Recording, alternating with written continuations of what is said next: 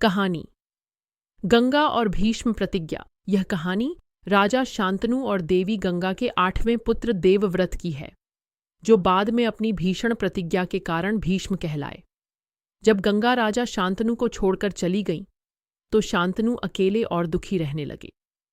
कुछ समय बाद शांतनु को एक युवा और अत्यंत सुंदर स्त्री सत्यवती से प्रेम हो गया।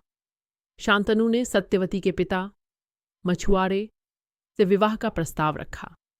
सत्यवती के पिता ने एक शर्त रखी कि उनकी पुत्री से उत्पन्न संतान ही हस्तिनापुर का राजा बनेगी।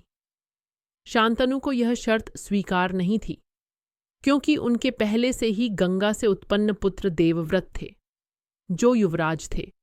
शांतनु इस दुविधा में उदास रहने लगे। जब देवव्रत को अपने पिता की उदासी का कारण पता चला, तो उन्होंने सत्यवती के पिता के पास जाकर उन्हें वचन दिया कि वह कभी राजा नहीं बनेंगे।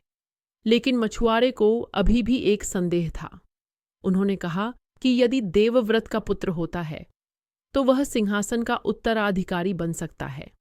तब देवव्रत ने एक और भीषण प्रतिज्ञा ली, मैं आजीवन अविवाहित रहूंगा और ब्रह्मचर्य का पालन करूंगा।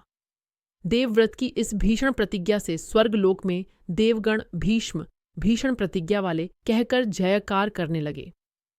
उनकी इस प्रतिज्ञा के कारण ही उनका नाम भीष्म पड़ा। इस त्याग के कारण शांतनु और सत्यवती का विवाह हो सका। भीष्म ने अपना पूरा जीवन हस्तिनापुर के सिंहासन की रक्षा और अपने वचनों का पालन करने में लगा दिया, चाहे इसके लिए उन्हें कितने भी बलिदान क्यों न देने पड़े। यह कहानी त्याग, कर्तव्यनिष्ठा और वचनबद्धता की सर्वोच्च मिसाल है।